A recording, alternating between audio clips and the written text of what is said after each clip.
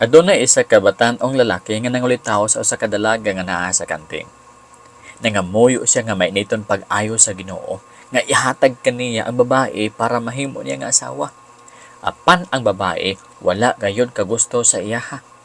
Ug dili gani kini ganahan molantaw sa iyaha nga nawong. Giingnan sa babae nga hunong na pag-ampo kay wala kay paglaom nga ri kanako. One time ang lalaki nadto sa kantin ug nagdala kini og bulak para nga ihatag sa babae. O gisungog sila pag-ayo sa mga estudyante ug naulaw pag-ayo ang dalaga. Tungod siyang kaulaw, mikuha siya bato, gilapay niya ang lalaki ug naigo kini sa agtang. Midugo. Sad story in town para sa ulitaw. Wala gid gisugot. Ang babae gahuna-huna nga dili nakatuwa ug maundang na kini pagpangulitaw kaniya.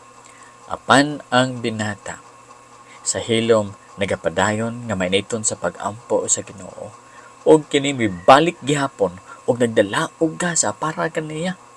Hala, nahibulong siya pag-ayo sa kadako sa gugma sa lalaki ngadto kaniya. Nga bisan iya na kining gipasakitan apan wala kini mihunong sa pagpangulitaw kaniya.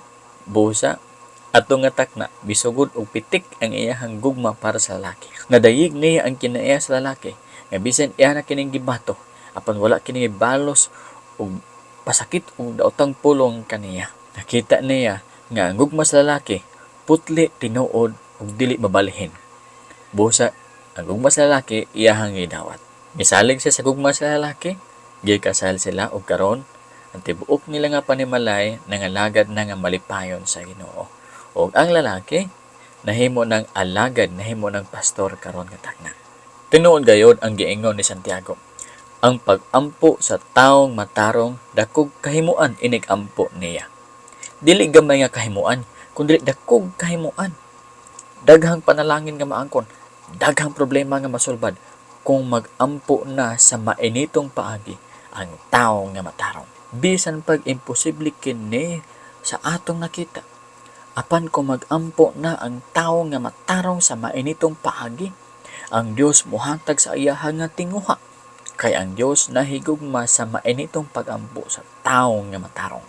Ayaw awata ang 90% nga mabugnawon kung sila mag-ampo. Busa wala sila kabaton. Ikaw pagpilin sa pag-ampo nga mainiton, dili mo ndang pagkinabuhi nga matarong, kay ang pag-ampo nga mainiton sa taong matarong dakog kahimuan. Si Elias may usa ka tawo nga sama kanatog kinaiya. Og siya nag-ampo pag-ayo nga dili unta mag-ulan. Og wala tuod mag-ulan sa yuta sulod sa 3 ka tuig ug 6 ka bulan. Unya siya nag-ampo pag-usab ug ang langit nagpaulan ug ang yuta may paani sa iyang abot. Hala, sa diyang si Elias nagaingon nga dili mo ulan, nag-ampo siya nga mainiton nga dili mo ulan, wala gayud kini mo ulan sulod sa 3 ka tuig ug 6 ka bulan. Nag-ampo na pud siya nga mainiton nga muulan. Ahaw, gitubag sa Ginoo yung pag-ampo, miulan ug ang yuta naghatag sa iyang abot. Mga igsoon, aduna kabay pag-ampo sama kang Elias. Pag-ampo nga makanunayon, pag-ampo nga mainiton, pag-ampo nga kusgan. Kung mao ang mga sakit nimo matambalan, ang mga problema sa imong panimalay masulbat, kay ikaw adunay kasing-kasing sama ni Elias mainampuon. Pero kung ikaw mabugnawan sa iyong pag-ampo, ayaw paabuta ang mga panalangin, kay walay panalangin ang pag-ampo nga mabugnaw. Kung mag-ampo ka nga mabugnawon, ayaw pagdahom nga ang Dios mohatag sa imo nga tinguha. Busa, nabaki kanser? Pag-ampo nga mainiton, nga tambalan ka na sa Ginoo o tambalan ikaw sa Ginoo. Ang imo bang mga anak, ang imo bang bana, gigahuman sa iyawa, pag-ampo nga mainiton, kay bag-uhon sa Ginoo ang ilang kasing-kasing ug sila mahimong matarong. Unya dako ka bag-utang, pangayo sa Ginoo nga mainiton. Ug bisan ikaw nagkasalaan ng imong utang kay ikaw may nangutang, ang Dios motabang kanimo sa pagbayad niya na. Kay maluluyon ang Dios ug matinabangon ang Dios. Pag-ampo lang nga mainiton, dili pag-ampo nga bugnaw. Pag-ampo bitaw nga dali ra mangluod kun dito bagon dayon, wala gyud kay maangkon niya na. Apan biyahe gayud ang sala. Hinumdumi ang pag-ampo sa taong matarong dakog kahimuan. Repent, tarong nga imong kinabuhi. Ang pag-ampo sa taong matarong dakog kahimuan. Aba na ba ko isulti kaninyo nga importante kaayo. Kung ikaw nagasalig sa Ginoo nga mohatag siya sa iyong pag-ampo, lihok sab. Katong lalaki ganihan nga nangulitaw sa babae.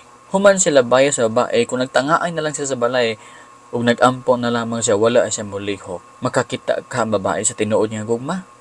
Makita ka sa babae nga ang gugma niya dili mausab. Kung wala na siya mobalik pa o magdala og gasa para sa babae, dili. Nakita sa babae nga ayahang gugma dili mausab tungod kay kinini balik nihatag gihapon og gasa kaniya bisag nasakitan na. Busa ikaw nga nagtuo nga ang Dios mohatag sa imong pag-ampo, lihok man usab. Ang tawo nga nasa Juan kapitulo 9 bersikulo 1 ngadto sa 7. Gibutangan ni Kristo og lapok sa iyahang nga mata. Nituo kini tawhanan nga tambalan siya ni Kristo. Apan sa dihang si Kristo maingon kaniya nga adto ka sa pool silo ang panghilamos, wala siya magtanga lamang. Ni maingon nga diri di ay nganong adto pa ko di adto. No, kun dili milihok siya ug naghilamos ug behold nakakita siya. Nilihok siya. Busa kung ikaw adun na may tambal di sa imong balay, tambal sa imong nga sakit, lihok gamita ka na. Ayaw pagtinanga. Kung na may herbs diha sa inyong palibot, kuhaa ka na pang tambal sa imong nga sakit. Gituyo sa Ginoo magbuhat og mga tanom nga pangtambal aron imo gamiton para itambal sa imong lawas. Ug dayon pinaagi niya na ang Dios magahatag og gahom pagtambal sa imong nga lawas. Liho, si Joshua nakabaton sila kadaugan batok sa Jericho. Ngano kay nagsalig sila sa Dios. Apan sila milibot-libot man usab sa Jericho og 7 ka beses sa ikapito ka adlaw. O sa katapusan misinggit sila. Ug sa pagsinggit nila naguba, nagpatrompeta sila, naguba ang Jericho. Nagsalig sila. Pero gituman nila ang pamaagi sa Dios sa pagbuntog sa kaaway. Lihok. Ikaw lihok man usab. Si Joshua ug si Moses nakadaog sila batok sa kaaway. Kay si Moses tuwa sa ibabaw sa bukid ug si Hur nagampo sila niadto. Pero si Joshua tuwa sa field, nakigubat sa kaaway, nilihok si Joshua. Busa nakadaog sila niadtong adlaw. Sige diyon og iyang 300 men. Nakadaog sila batok sa kaaway kay misalig sila sa Dios. Apan wala sila mga tulog ni anang gabi una. Hinuon giatake nila ang ilang kalaban sa dihang kini na hinanok pa sa pagkatulog. Pagkatapos gibuak nila ilang jars, mitrompeta sila, misinggit sila the sword of the Lord and of Gideon. Naalimongawan ang mga tawo nga nangatulog nga ilahang kalaban, nibangon kani og nagdinunggabay sa matag usa kaadbay nila og ang ilahang kaatbang ilahan ng kalaban, ilahang madayong kauban.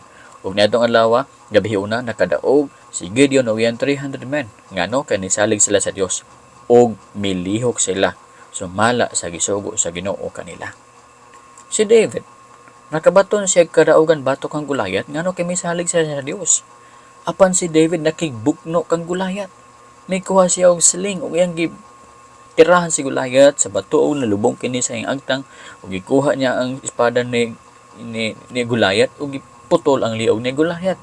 Nakadaog si David kay nisalig siya sa Dios. Apan nilihok siya. Ang mga tawo sa karaang panahon nakadaog batok sa mga pagsulay sa ilang kinabuhi, pinaagi sa ilang pagtuo. Apan ang pagtuo nila katudlo kanila sa paglihok, sa pagtuman sa kabubuton sa Ginoo ug maagi sa Ginoo. Abi ninyo, ang pagtuo nga tinuod dili magtudlo kanimo sa pagtinapulan nga magsige na lang ka og tanga sa imong nga balay nga dili ka mulihok. Kung tinuod ka nga gasalig, mulihok ikaw. Kay ang pagtuo motudlo ka na kanimo nga lihok tungod kay ang imong trabaho, imong lihok panalanginan sa Ginoo.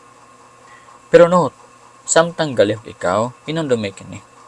Ang pagsalig mo wala sa imong lihok, apanaa sa gahom sa Ginoo.